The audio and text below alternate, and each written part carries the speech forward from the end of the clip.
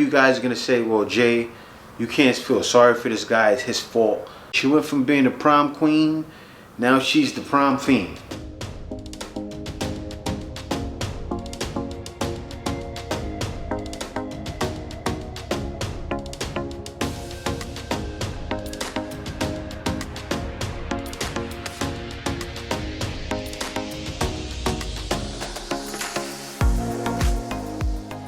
Hey guys, it's me again, Jay, the Black Filipino TV. Now, if anyone doesn't know, I'm back in Manila. We're here. Look at the view, guys. I'm on the 34th floor. I'm looking over EDSA, and beautiful view, guys. Beautiful view.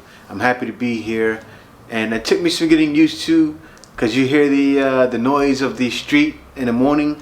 But it's fine. I slept like a baby. And guys, I want to get into this today because this one here is shocking. It shocked me when I read it.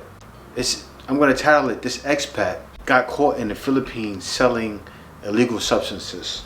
And I know what you guys are saying, Jay, how could that happen? How could it happen? I don't know how it happened, but I do know how it happened because I researched it. Guys, this one here is crazy, but let's get into it. So what makes it crazy is this guy here got caught in a buy bus operation. Now, a buy bus operation, of course you guys know, if you don't know, that's an operation that the cops do when they're in drug areas. Like I remember me being in New York, right?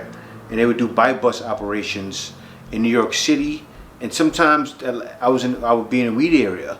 And if you were just in the area, sometimes you get caught up in a buy bus and you're not even in a buy bus. They just catch you and stop you and search you, which is kind of illegal.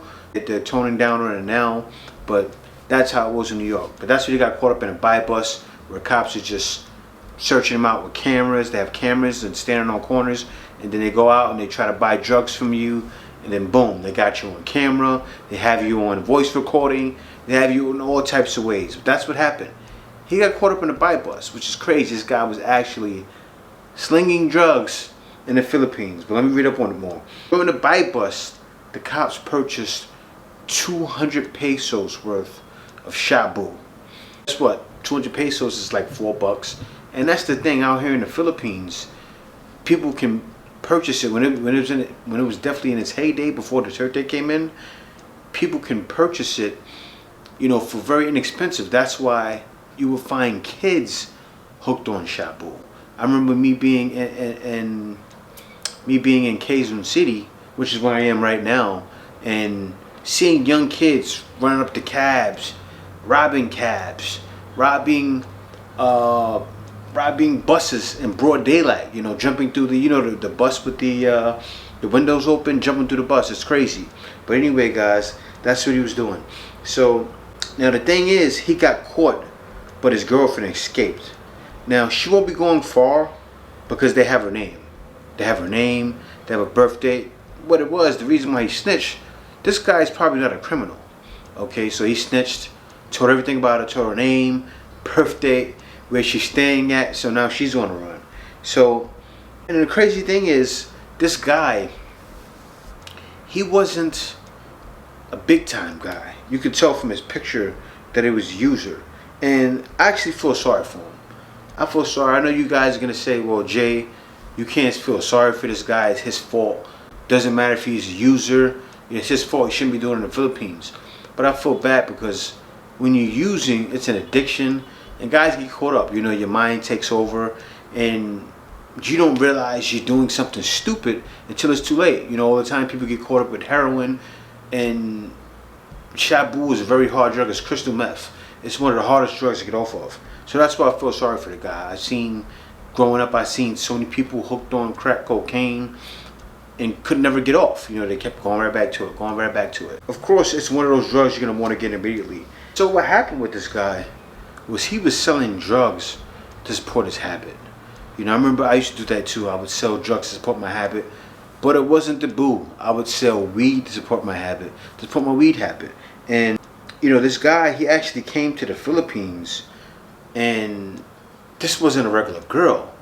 He fell in love with a shabu head, Okay, and the girl was on Shabu before she met him. Now, this is a guy who wouldn't know how to probably tell a difference between a drug addict or not. You know, usually you can tell they switches, they're very anxious, and he didn't know.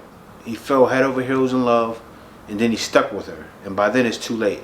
Before you know it, she's smoking, and then she smoking in front of you, and then boom, now you're hooked. She went from regular girl, probably, got hooked up on it again, sucked him in. You know, she went from being the prom queen, now she's the prom fiend. She went from being Miss Universe, now she'll you off for a purse. You know, that's her.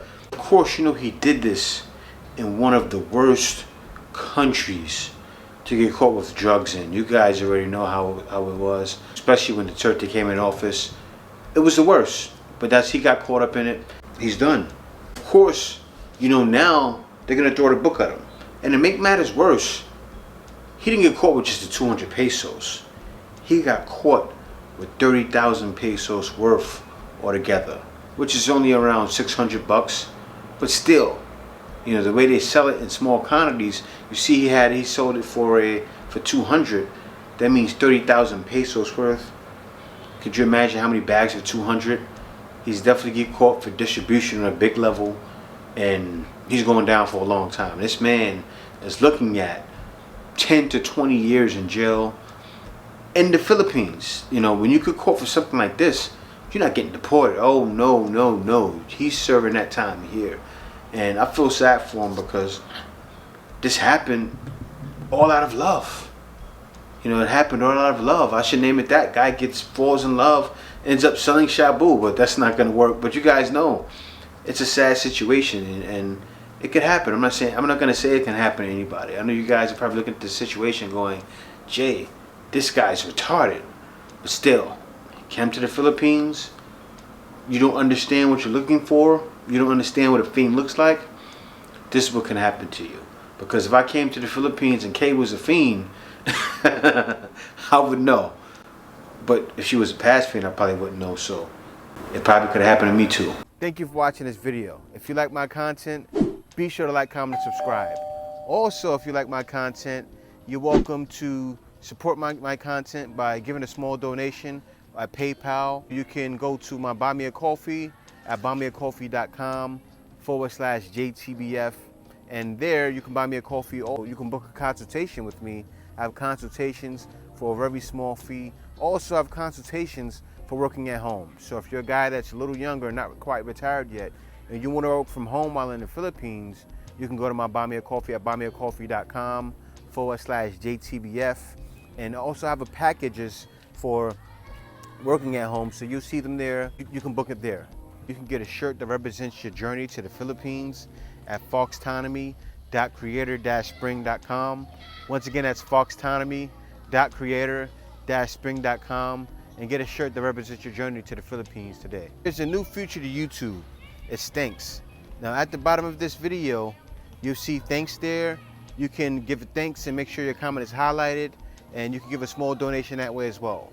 Guys, in the description, you'll see other videos of my other content that's great as well. So you can be sure to watch my other content there. Thank you for watching. See you next video.